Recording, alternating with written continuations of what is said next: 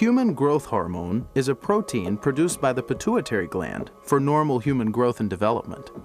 Doctors use it to treat growth disorders and some AIDS patients.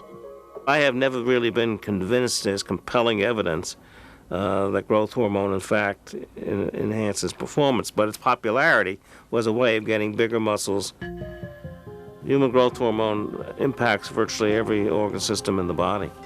It can enlarge your extremities, it can distort your features, it can produce colon polyps, it can enlarge your heart, produce hypertension, and it can produce diabetes, and the list goes on. The other things that human growth hormone does is it causes acromegaly, which is the increasing size in your joints and in your jaw.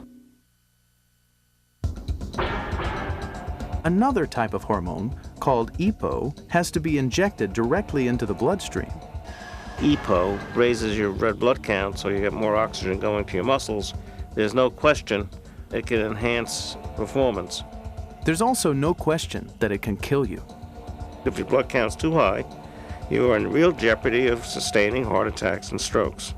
They oftentimes have a disease called polycythemia, and their blood becomes thick like viscous oil.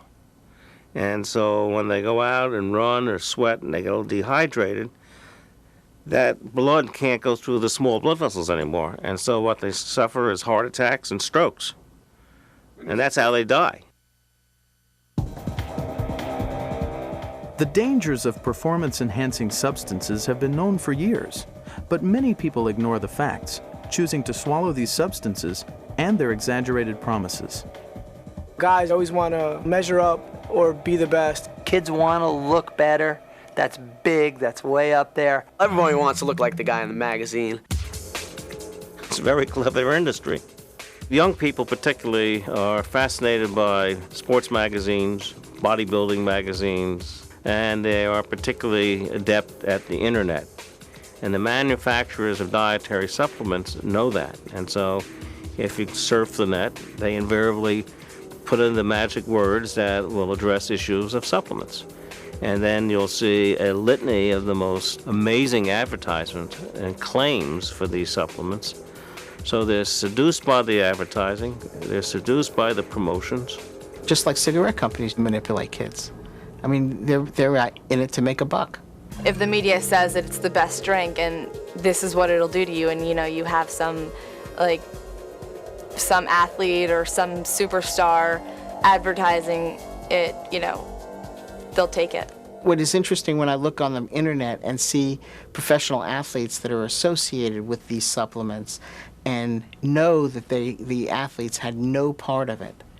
I know these athletes personally, and in most cases, in almost all cases, they have never ever lent their name to this. And when they find out about it, they're immediately using their legal help to get their names and pictures off of it. It kind of puts a whole cloud over sports. Athletes get a bad name from it. Sports get a bad name from it. It's taking away from the all-natural athlete who's not using any substances. It should be about being the best that you can be, not being the best that a substance can make you. The athletes who really make it are the ones who have, for the most part, played by the rules. As boring as it may sound, as parental as it might sound, good nutrition, rest, aerobic training, anaerobic training, and learning the specifics of your sport. Coaches have to get the message across to our students that it doesn't really matter to us if they're the biggest, strongest person out there, whether they're the best player on the team or the weakest player on the team. We have a vested interest in their health and what their life is going to be like. Clearly, the average athlete has zero need to take these substances. Zero. They're wasting their money, they're potentially harming their health, and they're going to develop practices about shortcuts in life. That's the wrong way to give yourself an edge. It's false glory. Sports have always had their share of cheaters, people who will make trades for a moment of glory. But people who use these substances cheat themselves and others. They cheat their opponents, they deceive their teammates, and they mock everyone who cares about organized sports. Sport is made up of rules. A football field's 100 yards long. that's 90 feet from home plate to first base. You can't put cork in your bat. If you're a boxer, you can't have brass knuckles in your glove. It's about fair and ethical competition. It is doing your best. It is showing off your skills. It is helping a team. It isn't about taking drugs. It isn't about taking supplements. It isn't about cheating. That's not the game of sport. It's cheating. Because it's giving your body something that you can't do for yourself. It's like you're giving the drug the credit. Maybe you're insecure about something. It's taking away from the principles of the game.